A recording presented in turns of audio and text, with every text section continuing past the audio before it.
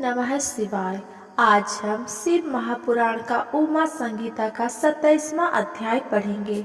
उससे पहले हमने पिछले अध्याय में पढ़ा था युद्ध धर्म का वर्णन, गर्भ में स्थित जीव, उसका जन्म तथा वैराग्य, शरीर की अपवित्रता तथा बालकपन के दुख, स्त्री स्वभाव, काल का ज्ञान वर्णन, काल चक्र निवारण का उपाय, अमरत्व प्राप्ति की साधनाएं। आज हम पढ़ेंगे अमरत्व प्राप्ति की साधनाएं। पार्वती जी बोले, हे प्रभु, यदि आप मुझ पर प्रसन्न हैं तो मुझे यह बताएं कि योगी जन वायु के पद को कैसे प्राप्त करते हैं। यह सुनकर महादेव जी बोले, हे कल्याणी, जिस प्रकार दरवाजे की देहरी पर रखा दीपक घर के अंदर और बाहर दोनों ओर प्रकाश करता है, उसी प्रकार हमारे हृदय के भीतर स्थित वायु भी अंदर और बाहर दोनों ओर प्रकाश करती है। ज्ञान, विज्ञान और उत्साह सभी का मूल वायु ही है। इसीलिए जिसने वायु पर अपनी विजय प्राप्त कर ली है, उसे पूरा जगत पर विजय प्राप्त हो जाती है। जिस प्रकार लोहार मुख से फूकनी में फूक यानी कि वायु भरता हुआ अपने काम में लगा रहता है, उसी प्रकार संत और योगी जन भी अपने अभ्यास में लगे रहते हैं। अभ्यास करते करते जब वे पारंगत हो जाते हैं तो वे आसन से 10 अंगुल ऊपर उठ जाते हैं। प्राणायाम से सिर एवं व्याहतियों के साथ गायत्री मंत्र का जाप करते हुए प्राणवायु को रोका जाता है और अंदर स्थित वायु को नाक के रास्ते बाहर फेंका जाता है। इसे करने से बड़ा उत्तम फल मिलता है। योगी जन को एकांत स्थान पर जहाँ सूर्य चंद्र का प्रकाश हो सोना चाहिए। आंखों को अंगुलियों द्वारा बंद करके ध्यान मग्न होने पर योगी जन को ईश्वर की ज्योति के दर्शन होते हैं। जब योगी जन को इस प्रकार अंधकार में ईश्वर ज्योति के दर्शन हो जाते हैं, तब वो योगी परम सिद्ध हो जाते हैं। अनेक सिद्धियां प्राप्त हो जाती है। वो जीवन मृत्यु के बंधनों से मुक्त हो जाता है और उसे मोक्ष रूपी परम तत्व की प्राप्ति हो जाती है। इस प्रकार ध्यान करने वाले योगियों की तुरीय गति प्राप्त हो जाती है। 28वां अध्याय, छाया पुरुष का वर्णन। श्री पार्वती जी बोले शिव जी से कि लगी, भगवान, आपने मुझे काल और वचन का वर्णन किया, अब मुझे छाया पुरुष के श्रेष्ठ ज्ञान को बताइए। भगवान शिव बोले, श्वेत वस्त्र धारण करके धूप दीप प्रज्वलित करके ओम नाम भगवते रुद्राय नामक 12 अक्षर के मंत्र का जाप करते समय जब मनुष्य को अपनी छाया दिखाई देने लगे तो उसे ब्रह्म की प्राप्ति होती है। यदि ऐसी छाया बिना सिर के दिखाई दे तो 6 महीने में मृत्यु हो जाती है। शुक्ल वर्ण होने पर धर्म बुद्धि होती है, कृष्ण वर्ण पाप, रक्त वर्ण पर बंधन, पीठ पर शत्रु का भय होता है। यदि नाक कटी दिखे तो विवाह बंधु मृत्यु,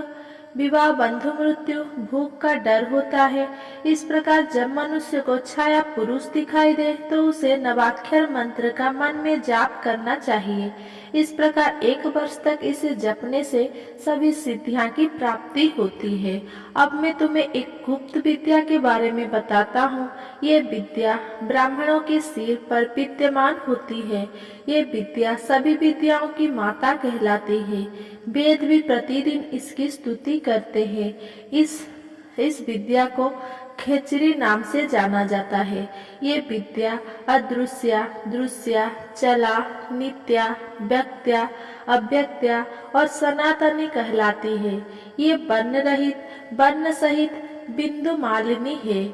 इस विद्या का दर्शन करने वाले योगी का जन्म सफल हो जाता है।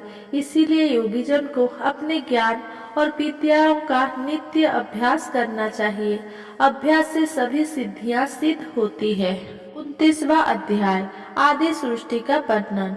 सूत जी बोले, हे ऋषिगण, सत और असत का परम स्वरूप प्रधान पुरुष परमात्मा ही ब्रह्मा जी के रूप में सृष्टि को उत्पन्न करते हैं। वे ही सृष्टि के रचयिता है।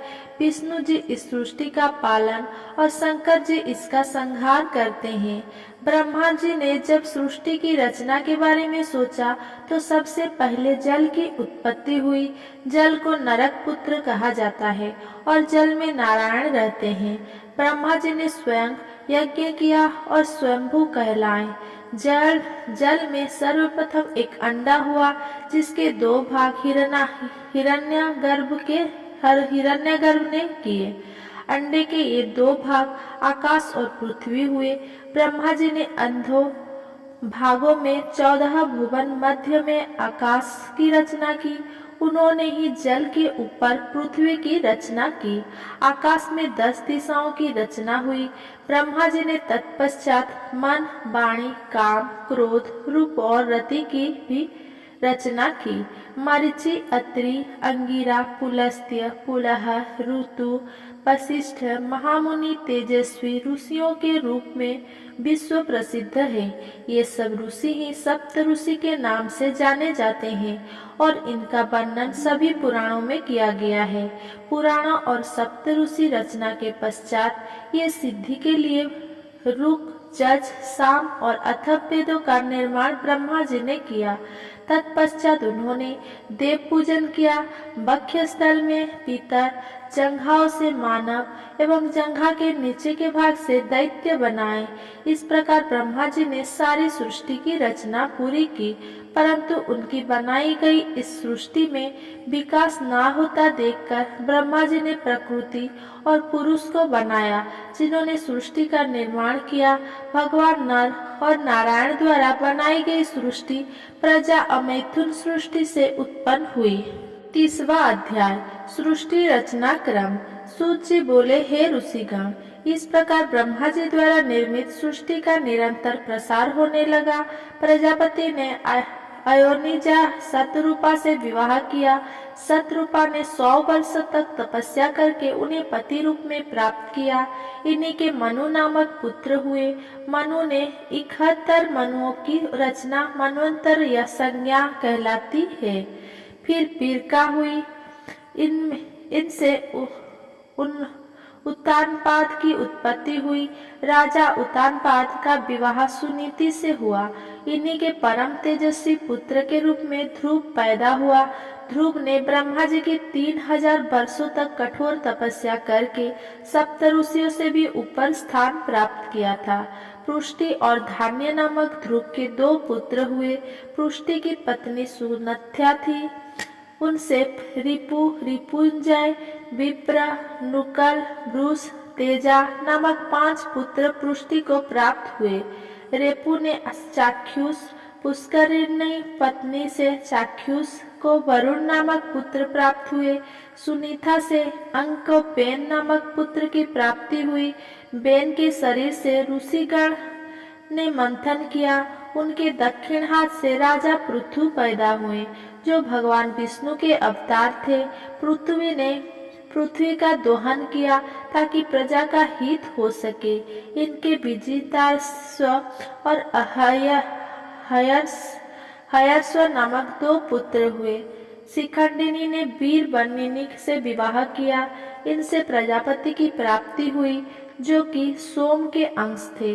तत्पश्चात दक्ष ने 2 पैर वाले और 4 पैर वाले जीवों को उत्पन्न किया। हयर्ष नामक 10,000 पुत्र उत्पन्न किए, जो महर्षि नारद के वचनों और उपदेशों को सुनकर बैरागी हो गए। फिर ब्रह्मा जी ने सबलाक्ष नामक 10,000 पुत्र उत्पन्न किए, जिन्हें नारद जी ने बैरागी बना दिए। यह सब जानकर दक्ष बहुत क्रोधित हुए। क्रोधित दक्ष ने देवर्षि नारद को शाप दिया, नारद, तुमने मेरे पुत्र को गलत मार्ग पर डाल दिया है, उन्हें मुझसे दूर कर दिया है, इसीलिए तुम भी कहीं चैन से नहीं बैठ सकोगी। तुम्हारा कोई निश्चित ठिकाना नहीं होगा, तुम जगह जगह घूमते रहोगे। पुत्र के बाद दक्ष की 13 कन्याएं हुई, जिनका विवाह कश्यप, अंगिरा, कृष्णाश्रु एवं चंद्रमा से हुआ। इस प्रकार अनेकों जीवों का निर्माण करने के पश्चात भी ब्रह्मा जी की सृष्टि का विकास नहीं हुआ। तब उन्होंने मैथुन सृष्टि का सृजन करने के बारे में सोचा। सैनक जी बोले, हे सूत जी, कृपा करके मुझे देव, दानव, गंधर्व, राक्षस और सर्पों आदि के बारे में बताइए। ये सुनकर सूत जी बोले, ये जब ब्रह्मा जी द्वारा निर्मित सृष्टि का प्रजापति द्वारा विकास नहीं हुआ, तब बिरसा ने अपनी कन्या का विवाह धर्म से कर दिया और मैथुनी सृष्टि का आरंभ किया। प्रजापति दक्ष के 5000 पुत्र नारद जी के उपदेश का अनुसरण करते हुए ज्ञान की तलाश में घर छोड़कर चले गए और फिर कभी नहीं लौटे। इसी कारण दुखी दक्ष ने देवर्षि नारद को शाप दिया था। तत्पश्चात प्रजापति दक्ष ने 58 कन्याएं उत्पन्न की और उनका विवाह कश्यप, चंद्रमा, अरिष्टनेम, कुशाश्व, अंगिरा से कर दिया, जिनसे इन्हें विश्व देवता, संध्या से सांध्या, मरुवती से मरुत्वान, वसु से 8 वसु, भानु से 12 भानु, मुहूर्तेज लंबा से घोष, यामी से नाग, विधि से एवं अरुंधति से पृथ्वी उत्पन्न हुए। संकल्पा से संकल्प, वसु से आय, ध्रुव, सोम, घर, अनिल, अनल, प्रत्युषा, प्रभास, ये 8 पुत्र पैदा हुए। 8वें वसु प्रभा से विश्वकर्मा प्रजापति की उत्पत्ति हुई। वे शिल्प कला में निपुण थे। विश्वकर्मा देवताओं के लिए आभूषण, विमान एवं घर एवं अनेक वस्तुएं उनकी इच्छानुसार बनाया करते थे। इसी कारण विश्वकर्मा देवताओं के शिल्पी कहलाए। रेवत, अज, भीम, भव, उग्र, बाम, पुरुष, कपि, अजेकपाद, अहिर्पुग्न, बहुरूप एवं महान, ये 11 रुद्र प्रधान हैं।